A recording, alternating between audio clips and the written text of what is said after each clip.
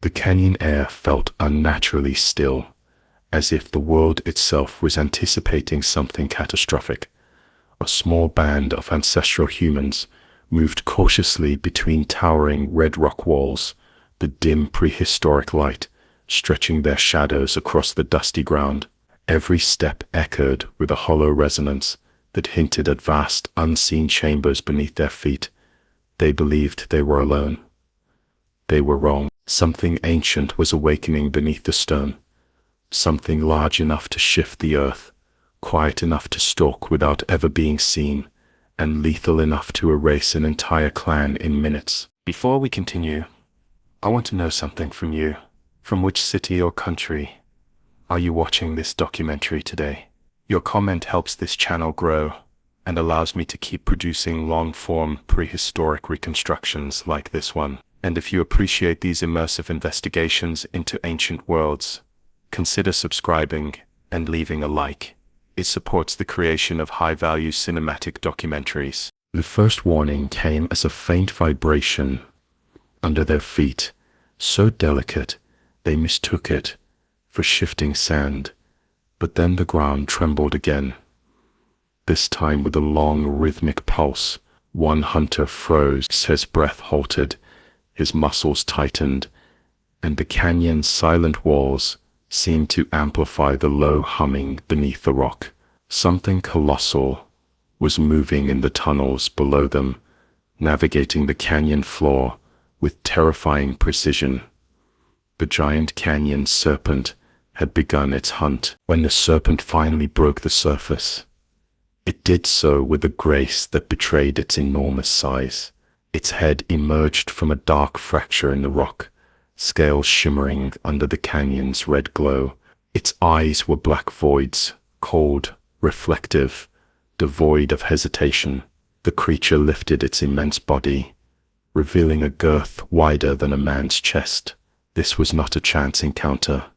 The canyon was its territory, and the humans had trespassed into the domain of a perfect ambush predator.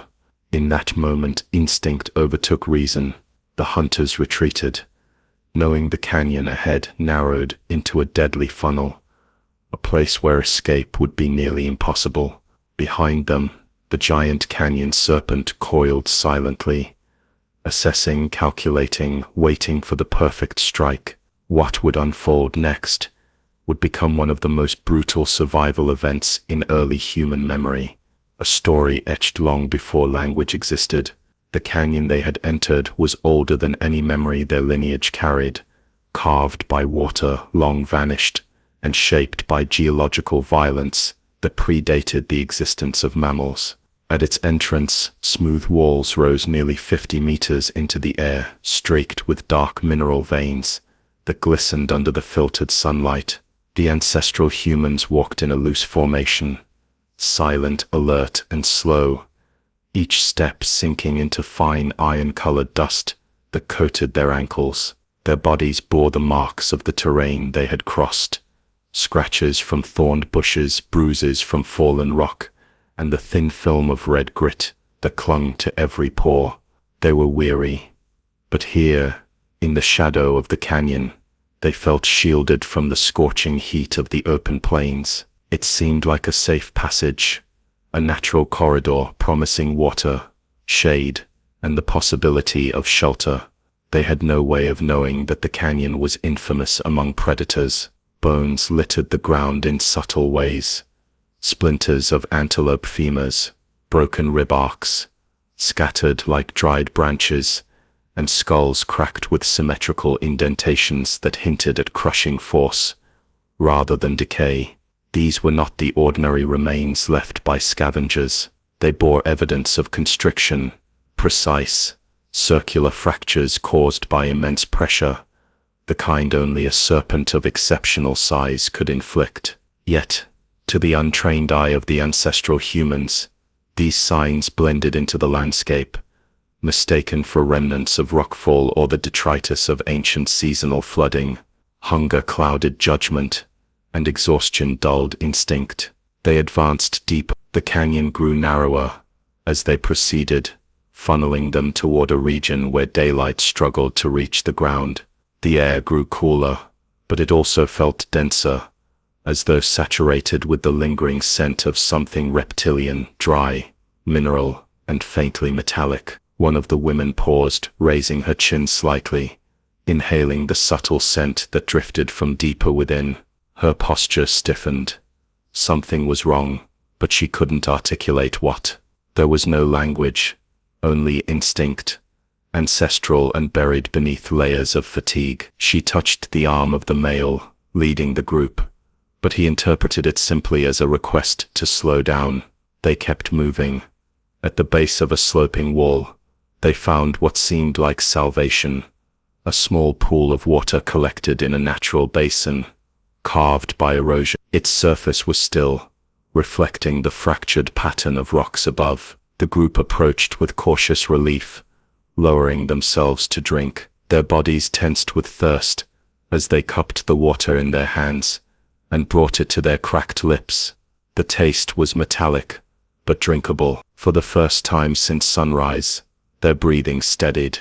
They gathered around the pool, allowing themselves a brief moment to rest and scan the surrounding terrain. Above them, the canyon walls hummed faintly as wind passed through narrow crevices, producing a low flute-like resonance. But the water was only part of what had drawn them to that spot. Scattered around the perimeter of the basin were depressions in the dust, broad, shallow impressions shaped like arcs. At first glance they resembled erosion patterns or collapsed burrows. Only when they stood close enough did they notice a peculiar smoothness along the edges, as if something massive had slid against the ground repeatedly in the same path. Again they misinterpreted the evidence. Perhaps a large herbivore had once knelt here to drink. Perhaps these marks were simply caused by centuries of falling debris, without knowledge of serpentine behavior or the unique imprints of constriction. The clues remained invisible to them. A soft rumble echoed through the canyon, a long, low vibration that traveled upward through the soles of their feet. The group froze. The leader turned his head sharply, scanning the shadows for movement. The sound did not repeat, but its presence lingered in the tremble of the dust beneath them. The children of the clan pressed close to their mothers, and the men tightened their grips around the stone tools at their waists. The canyon had spoken, and although they could not decode the message, instinct warned them that they were not alone. They moved forward again, now slower, hugging the sides of the rock walls, as if proximity to the stone would offer protection. The canyon narrowed further, forming a corridor flanked by jagged, tooth-like outcropping. Every few steps, they encountered more unusual traces, elongated drag marks, subtle indentations forming patterns, like intertwined ropes, and patches of dust where the surface appeared freshly disturbed. These markings were distinct from the prints of known predators. They lacked claws, paws, or hoof outlines. Instead, they conveyed a serpentine path, wide, deliberate, and powerful. Their minds, shaped by the experiences of plains and forests, did not associate these signs with danger. The smell changed as they walked. It was faint at first, a dry, earthy odor tinged with something sharp and mineral, reminiscent of damp stone heated under the midday sun. This scent intensified as they approached a bend in the canyon. The leader raised a hand, stopping the other. His nostrils flared as he tried to pinpoint the origin of the smell. Around them, the canyon silence grew oppressive. Even the constant trickle of falling dust had ceased, replaced by a suffocating stillness. The air felt charged, as if saturated with invisible tension. Suddenly a cluster of bones came into view near a fallen slab of sandstone. They were arranged haphazardly, but with patterns that betrayed their violent origins. Ribs bent inward, a femur split lengthwise, vertebrae crushed to powder. The group encircled the remains cautiously. A child reached out to touch a fragment, but a woman pulled him back urgently. There was fear in her eyes now, a primal recognition that whatever had killed this animal possessed overwhelming strength. As they examined the area, a strange realization dawned on them.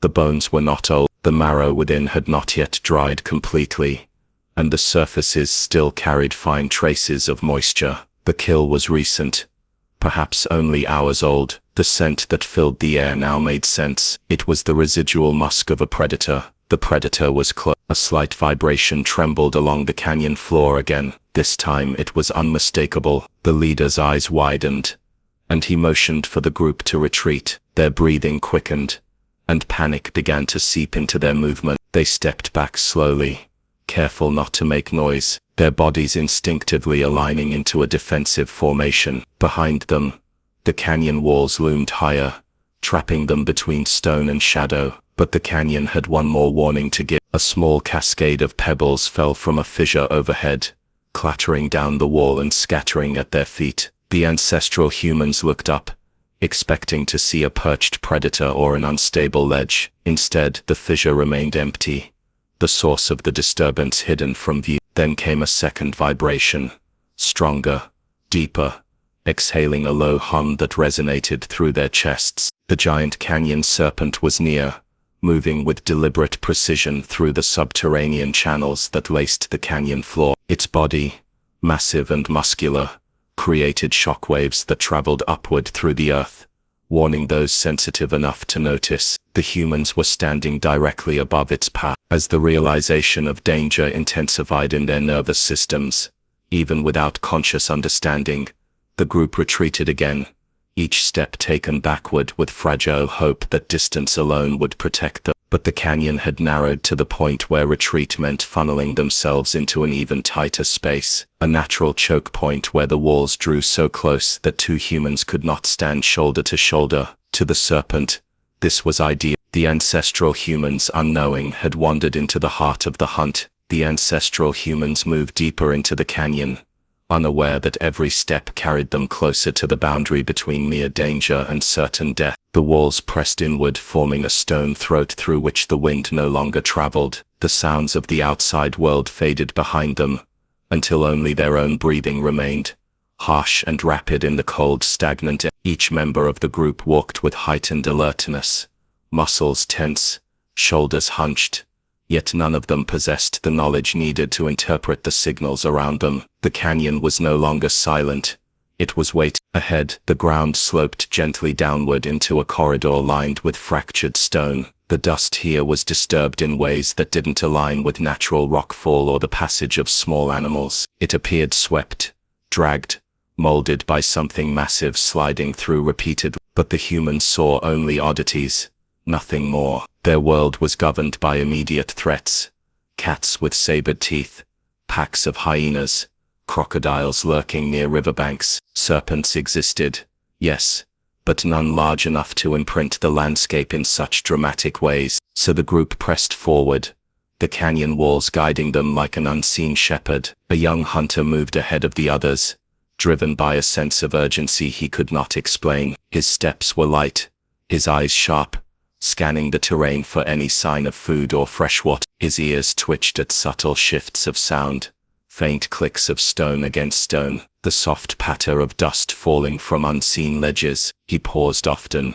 leaning forward to listen, his hand clenching a sharpened flint blade. But every time he thought he sensed movement, the canyon fell still again. It was during one of these pauses that the first unmistakable sign reached them. A deep tremor pulsed through the ground, slow, deliberate, rhythmic. The young hunter froze. His eyes widened and he turned his head toward the group behind him. They felt it. A second tremor rolled beneath their feet, stronger than the first. It came from the left wall, then shifted to the right, as if something enormous was weaving through subterranean channels. Dust rained from the cracks along the rock face, drifting into the canyon like powdery snowfall. The leader stepped forward and pressed his palm against the canyon floor. The vibration continued, moving in steady intervals. He withdrew his hand quickly, his breath unsteady. Whatever was causing the movement was approaching, and its pace indicated confidence. Predators crept,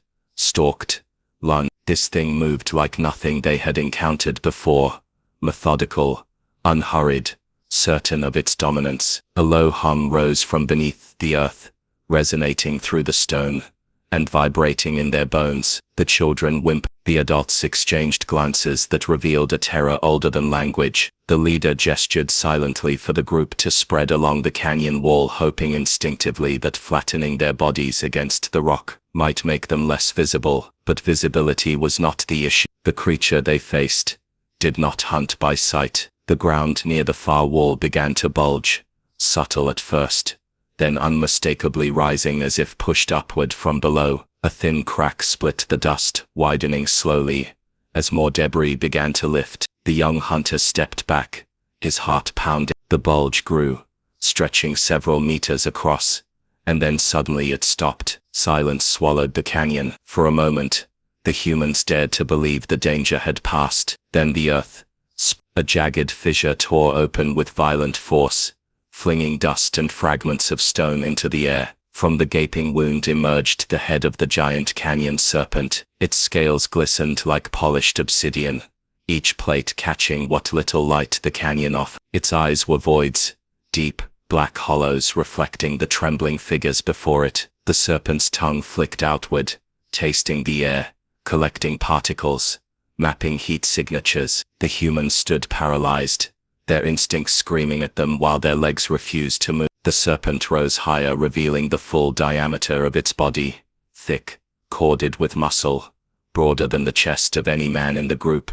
Its movements were impossibly smooth, each ripple of its muscles flowing like liquid stone. It tilted its massive head, angling its gaze toward the human. The canyon, which moments earlier had seemed merely silent, now felt suffocating. The young hunter recovered his senses first. With a sharp cry, he hurled a stone spear toward the serpent's head. The weapon struck one of its scales with a hollow, useless crack. The serpent didn't flinch. Instead, it lowered its head slightly, focusing its attention entirely on him. The canyon floor vibrated again, not from subterranean movement, but from the sheer weight of the serpent sliding forward. Panic erupted. The humans scattered, their feet kicking up clouds of dust as they ran toward the narrowing passage ahead. The canyon walls funneled them into a tight corridor where escape would require speed and coordination. The serpent surged forward, its immense body scraping against the rock with a grinding rumble. It moved faster than they expected, far faster than a creature of its size should have been able to. The young hunter fell behind, tripping on a loose stone. The serpent lunged. He rolled to the side just as the creature's jaws snapped shut. Inches from his body, the impact created a deafening crack that echoed through the canyon like thunder. The severed stone shards rained down around him. He scrambled to his feet, gasping, and sprinted toward the other. The serpent recalibrated, its head weaving left and right, sampling the vibrations with ruthless efficiency. As the humans fled, the terrain turned against them. The passage ahead constricted into an uneven, jagged corridor with steep inclines and loose debris. Their feet slipped on polished stone surfaces, smoothed by centuries of erosion. The leader reached the incline first, pulling others up with him. The children were hoisted quickly, their small bodies trembling. But before the last adult could climb, the serpent struck again. Its tail whipped forward in an arc,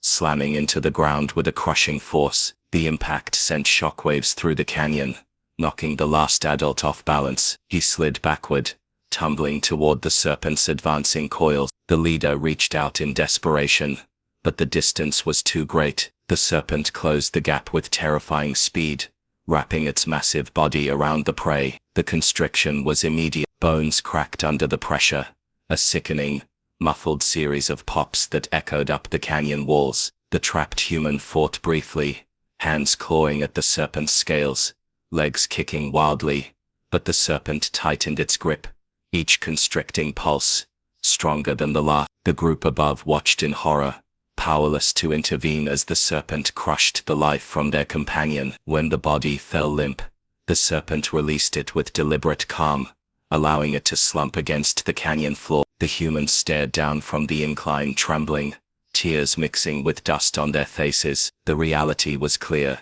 This was no ordinary predator. This was a territorial apex hunter, perfectly adapted to the canyon's geography. The serpent lifted its head again, tasting the air. It knew the others were still close. The hunt was far from over, and the ancestral humans understood, perhaps for the first time in their existence, that this canyon did not belong to them. It belonged to the creature that ruled beneath the stone. They climbed higher, finding temporary safety on a narrow ledge overlooking the passage, but they could still feel the vibrations through the rock. The serpent was not retreating. It was repositioning, calculating, preparing for the next strike. This pause was not mercy, it was strategy. The canyon had become a battleground, and they were already at a disadvantage. Before we continue this reconstruction, I want to know your thoughts. Are you enjoying this kind of detailed cinematic prehistoric storytelling? Share your opinion in the comments. And if you want to support the creation of high-quality documentaries like this one, consider leaving a like and subscribing. Your engagement helps this channel grow and allows us to bring more stories from the ancient world back to life. Night approached slowly, but in the canyon darkness arrived long before the sun truly set. The walls swallowed the last ribbons of light, leaving only a dim copper-colored glow lingering along the upper ridges. The ancestral humans huddled together on the narrow ledge where they had taken refuge, their bodies pressed so tightly against the rock that every breath seemed too loud, too risky. Below them, the canyon floor stretched in jagged patches of shadow, silent and deceptively calm, but they felt it. Vibrations carried through the stone, faint but steady, like the heartbeat of something colossal. The giant canyon serpent had retreated from sight, but not from the hunt. A creature of such size and precision did not need to run. It knew the humans were trapped between walls of stone, and instinctual fear. It could smell them: warmth, sweat, blood from scraped skin, the faint musk of prey. Even without seeing them, it understood their position with terrifying accuracy. And now, hidden beneath the layers of rock and sediment, it moved quietly, choosing the next moment to strike. The humans waited, listening for signs of its return. The night air was unnervingly cold. Every exhale rose from their lips in pale, trembling clouds. A woman shivered uncontrollably, her arms wrapped around a child, whose small fingers dug into her ribs. The leader placed a hand on her shoulder, his expression grave. He could not reassure her with words, there were none, but his presence offered a sliver of stability. For now, surviving meant staying still. Below them, somewhere in the shadowed expanse, a soft scraping sound echoed. It was subtle, rhythmic, and too smooth to be caused by falling debris. The serpent was repositioned. Its scales dragged against the stone with a whispering friction that traveled upward to the ledge, vibrating through the human's bones. The young hunter, still trembling from the earlier attack, gripped a sharpened stone blade so tightly that blood pooled in the creases of his finger. He scanned the darkness, but the serpent remained invisible, a phantom of muscle and instinct. Minutes stretched into an agonizing eternity. The canyon's silence was so complete that even the faint beating of hearts seemed amplified. Then the vibration ceased, the ground still. The serpent had stopped, but where and why? Fear spread through the group like a sickness. When predators went silent, it often meant one thing: preparation. A low rustle drifted through the canyon, coming from a fissure on the opposite wall. The humans jerked their heads toward the sound, eyes wide. A shadow flickered in the darkness, long, smooth, unmistakable. The serpent's head emerged from the crevice, partially illuminated by the fading light. Its black eyes glinted.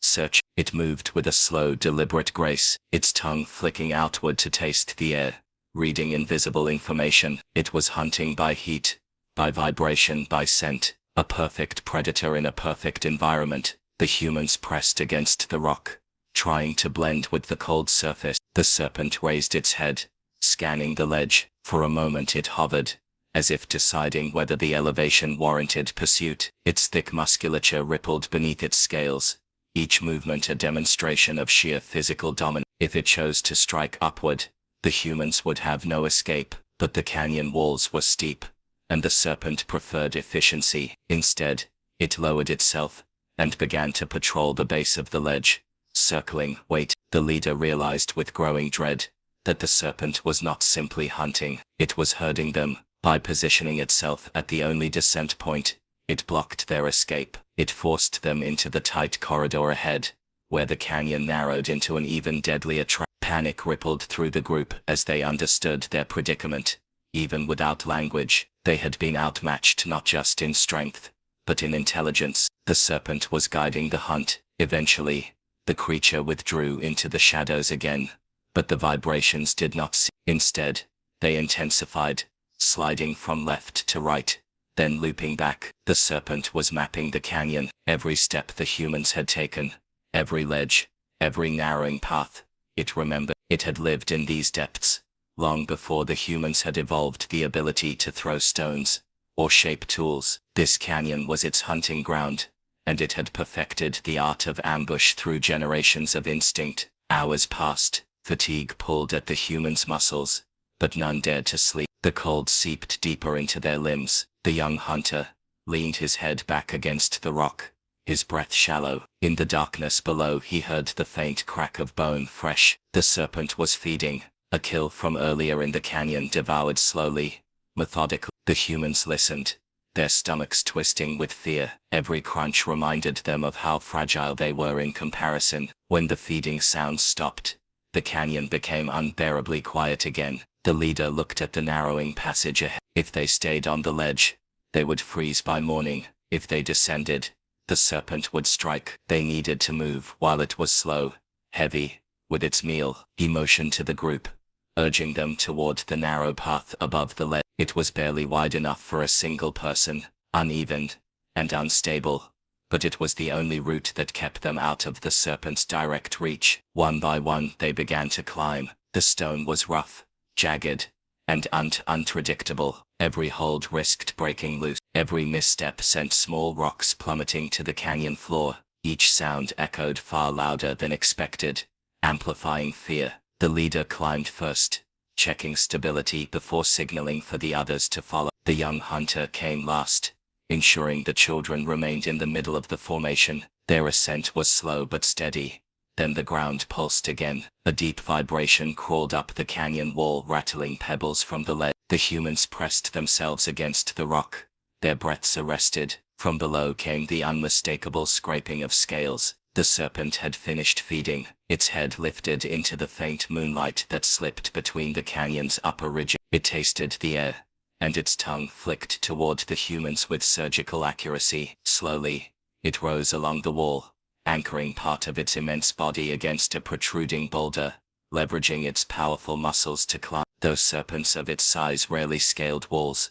This predator had perfected a hybrid method, half slither, half brace, using the canyon's natural features as footholds. The humans scrambled, fear electrified their legs. The path above them tightened into an almost impassable gap, but the leader pushed through, pulling the children ahead of him. The serpent advanced quickly now, its massive form blotting out what little moonlight remained. Its body pressed against the canyon wall, grinding stone into its head lunged upward, coiling for a strike. The young hunter grabbed a loose stone, jagged, heavy, and sharp. With a desperate shout, he hurled it directly at the serpent's eye. The rock struck the edge of a scale near the eye socket, causing the serpent to recoil and slam its body against the wall. The impact shook the entire path. A woman slipped, nearly falling, but the leader seized her arm just in time. The serpent, enraged, lunged again, higher this time. Its jaws snapped shut only centimeters below the path, sending fragments of stone flying. The humans pushed forward with renewed panic, shoving each other through the narrowing gap. The canyon wall squeezed inward, forcing them to contort their bodies sideways, scraping skin against rough stone, until it bled, but they kept moving. The serpent attempted a third strike. Its head surged upward, but the path had risen just high enough to place the humans out of direct reach. The serpent slammed its jaws into the rock, cracking a large section loose, and sending it crashing to the canyon floor. The vibrations shook the entire ledge, nearly causing a catastrophic collapse. But the humans clung to the rock like desperate roots in a storm. Finally, after several agonizing seconds, the serpent retreated again, sliding downward with a frustrated hiss. The canyon fell silent. The humans continued forward, stumbling, panting, trembling. They reached a small plateau, flat, sheltered, and temporarily safe. But as they collapsed to their knees, exhausted beyond measure, they realized the truth. The serpent wasn't giving up. It was repositioning, and the real battle had yet to begin. Dawn crept into the canyon as a faint, diluted glow, an indistinct strip of pale light, but barely reached the plateau where the ancestral humans had collapsed hours earlier. They woke stiff and trembling, their bodies sore from the frantic escape and the cold that had settled into their muscles during the night. The canyon air was sharper now, carrying the scent of minerals and dust, and something else beneath it, a faint musk that signaled the serpent's continued presence. Though silent, the canyon felt alive with threat, the stone remembering every tremor from the night before. The group gathered near the edge of the plateau, peering down into the maze of shadows below. The canyon floor appeared calm, but that illusion carried little comfort. They had learned through terror that the giant canyon serpent did not always reveal itself before striking. Its mastery of ambush, its ability to navigate subterranean routes, and its uncanny precision made it a predator unlike any they had known. The leader scanned the deeper channels of the canyon, tracing with his eyes a path that descended toward a natural bridge, a narrow spur of stone stretching across a chasm. If they could reach that crossing, they might use it to their advantage. The leader's mind worked in quiet calculation, though language did not exist to form strategies. Instinct and observation filled the void. He had seen, during their ascent, the serpent's difficulty reaching certain heights. He had watched the canyon crumble under its massive impact. He had felt the tremors that revealed its position beneath the ground. These fragments of information formed something resembling a plan. He motioned toward the others, guiding their focus to the natural bridge in the distance. The span of stone hung precariously above a steep drop. If manipulated correctly, it could become a weapon. The humans descended toward it cautiously. The path wound along the canyon wall, steep and unstable, shifting beneath their bare feet. The leader moved at the front, testing each foothold before allowing the others to follow. The children were carried or supported, their small bodies still shaking from the previous day's horrors. Every few steps, the humans paused to listen, not for sound. Sound was useless in the serpent's world. They listened for vibration. It was the only reliable warning. Halfway down the slope, a faint tremor rippled through the stone. The leader halted instantly, raising a hand. The others froze. The vibration was subtle, but unmistakable. It pulsed through the canyon floor like the echo of a distant drumbeat, slow, heavy, and deliberate. The serpent was moving again, and it was close. The humans pressed themselves against the wall, holding their breaths. Seconds stretched into long, unbearable minutes. Then the tremor intensified, spreading in wider pulses, each more forceful than the last. Dust trickled from the cracks above them, drifting down in soft curtains. A deep rumble resonated from the canyon floor, rolling along the walls. The serpent was approaching the plateau they had just abandoned. The leader gestured urgently. They needed to reach the bridge before the serpent realized their new position. The group resumed their descent with renewed urgency, gripping the rock with bloodied hands. The path narrowed further, forcing them to move in single file. Twice, a rock gave way under someone's foot, sending a cascade of stones tumbling down into the canyon, each noise a potential beacon to the predator. At last, they reached the base of the slope. The natural bridge extended ahead of them, suspended between two cliffs, like a strip of cracked bone. It was narrow, dangerously so, and its surface bowed slightly under their combined weight. Below, the canyon plunged into darkness, the bottom unseen. The group hesitated, staring at the fragile span of stone. Behind them, the tremors swelled. The serpent had found the plateau empty. Now it was searching. The leader stepped onto the bridge first, his balance precise, his movements deliberate. The others followed, one after another, clutching each other's arms to keep steady. The bridge groaned under their weight. It had survived centuries of erosion, but it had never been tested like this, by fear, by desperation, by the thunderous pursuit of a predator older than their lineage. The first segments of the group reached the far side. The leader guided them toward a section of the cliff where the rock weakened, crumbling into jagged fragments with little force. He struck the fragile section with a loose boulder, testing its response. The stone cracked easily. Hope flickered through his eye. If they timed it correctly, the bridge could collapse under the serpent's weight. Then the vibrations surged again. This time, they were closer, much closer. The serpent's shadow emerged at the edge of the opposing cliff, its head rising above the plateau with terrifying majesty. Its eyes swept the canyon floor. Its tongue flicked outward, tasting the air. In seconds it detected the heat signatures of the humans crossing the bridge. Its throat vibrated with a low resonant hum.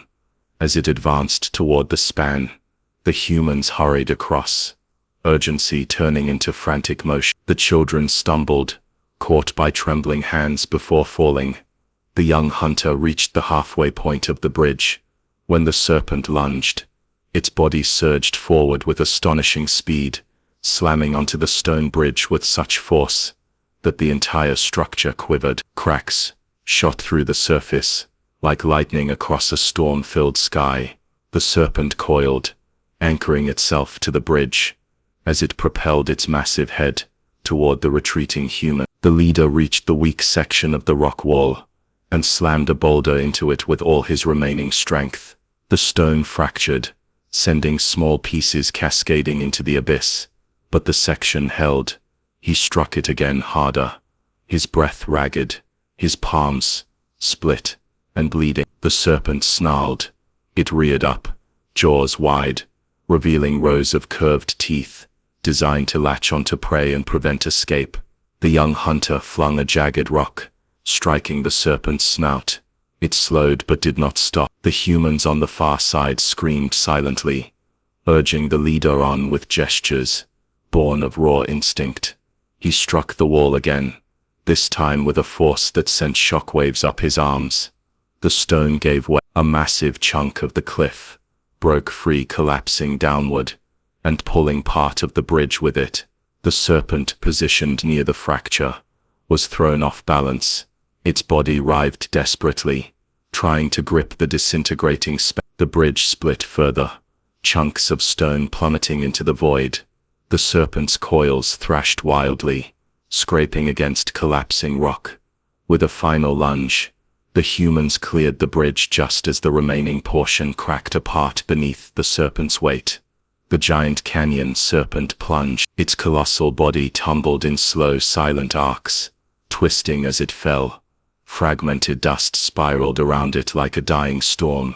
The humans watched from the cliff's edge, breathless, trembling and still unsure if the fall would kill a creature of such size and resilience. The serpent struck the unseen floor of the abyss, with a faint, distant echo. For the first time since entering the canyon, the humans felt the tremors stop completely. Silence returned, true silence, no longer a threat, but a fragile, uncertain relief. The leader sank to his knees, overwhelmed by exhaustion and the weight of survival. The others gathered around him, touching his shoulders, their faces streaked with tears and dust. They were alive not because they were stronger, but because they had learned to adapt, to think, to exploit the weaknesses of a predator far beyond their comprehension. They rose slowly. Ahead lay the passage out of the canyon, illuminated by the first true rays of morning light. But none of them moved without glancing back into the abyss, half fearing the serpent would rise again, half knowing the canyon would never forget what had happened. Chapter 5. The Price of Survival. 10,000 characters. For a long moment, after the bridge collapsed, the ancestral humans remained frozen at the canyon's edge, staring into the vast chasm where the giant canyon serpent had fallen. The last fragments of dust drifted slowly through the air, suspended like pale threads of smoke above the dark void. The canyon was silent, so profoundly silent that it felt unnatural, as though the echo of the serpent's fall had muted everything else. No tremors rose from the depth, no scraping scales, no predatory hum vibrating through the stone, only stillness. The leader breathed deeply, his chest rising and falling in heavy waves. The others followed his cue, inhaling the cold morning air, as if remembering how to breathe. Their bodies trembled from exhaustion, adrenaline, and the sudden absence of the threat that had haunted them since the canyon swallowed their path. But relief came slowly. The canyon had proven itself deceptive. Even the silence felt dangerous. The humans gathered in a small cluster, near the cliff wall, their eyes shifting between the abyss and the passage leading out of the canyon. Blood streaked their arms and legs from climbing the jagged stone. Their feet were cut and raw. Their muscles ached with every move. A woman pressed her fingers to her ribs, wincing from injuries sustained during the frantic escape. A child clung to her side, his face buried against her hip, too tired to cry but wide awake with fear.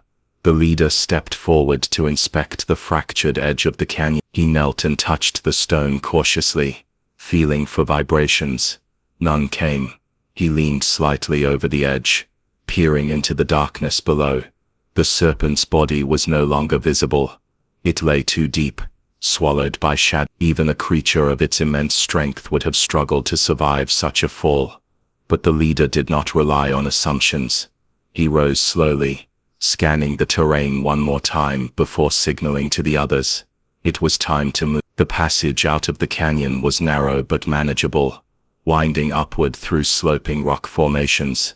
Each step carried the humans farther from the abyss, but fatigue weighed heavily on their limbs. They climbed in uneven intervals, pausing often to gather strength or adjust their grip on the stone.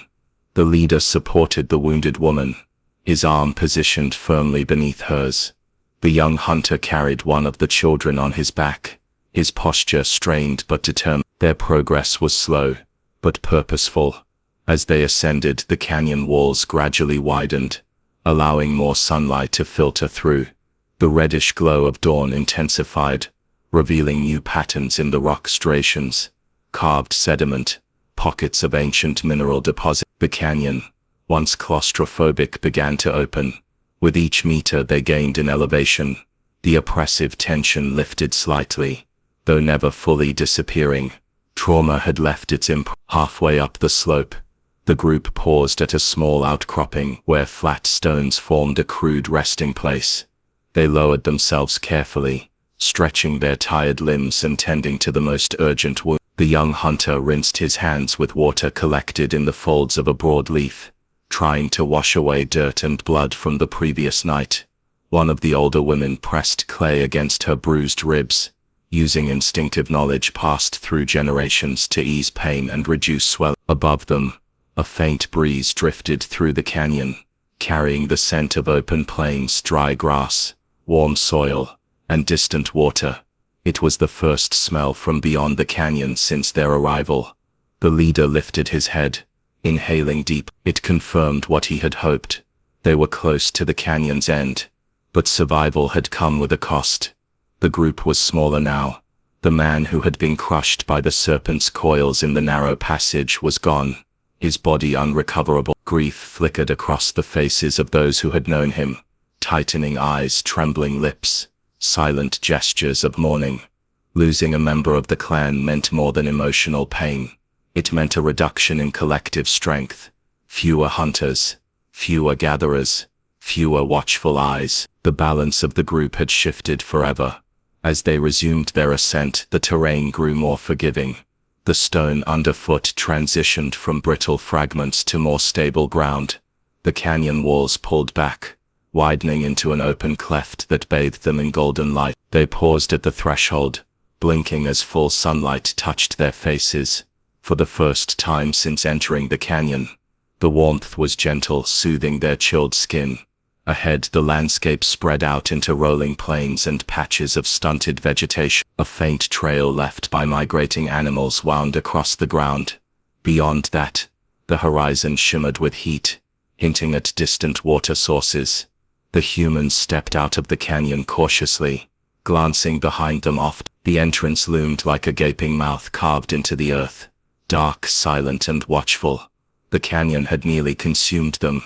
It would remain forever etched in their memories, a place of death and fear, but also of resilience and ingenuity. Their ability to adapt, to observe, to exploit the canyon's weaknesses had allowed them to survive a predator that should have easily overwhelmed them. Once the group was fully outside, they gathered in a small circle. The leader studied each face, taking stock of injuries, exhaustion levels, and emotional state.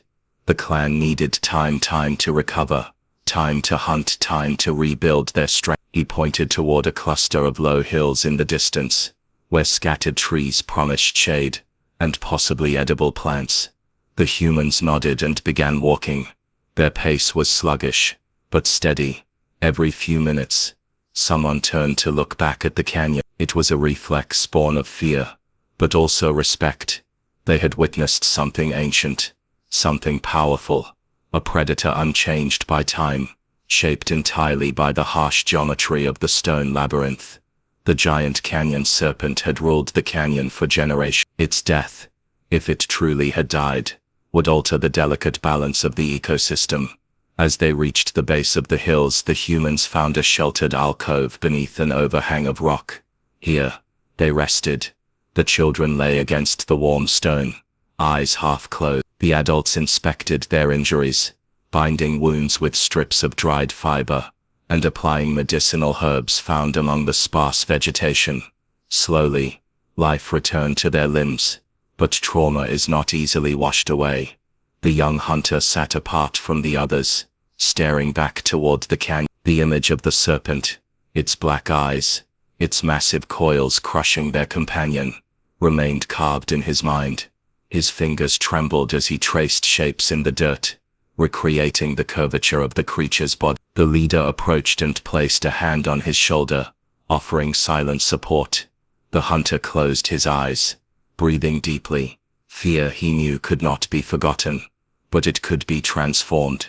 Learning from fear was the first step toward mastery. As the sun climbed higher, the humans scavenged for food around the hills. They found roots, edible leaves, and evidence of burrowing animals. The leader set a watch rotation. Even far from the canyon, caution was necessary. Predators roamed the plains, lions, hyenas, and packs of wild dogs, but none, he knew instinctively, matched the cunning and strength of the serpent they had faced. Later that afternoon, as they gathered beneath the overhang, a faint tremor ran through the ground. It was small, barely perceptible, but unmistakable. The humans tensed instantly, their breath catching in their throats. The leader rose to his feet, scanning the plains. The tremor did not repeat. The earth remained still, but the message was clear. The ancient world was full of dangers, many unseen, many waiting just beneath the surface. The canyon had been only one of them. As evening settled, the humans huddled together, sharing body heat and conserving energy. The leader gazed toward the horizon, where the sun dipped slowly behind the distant plains.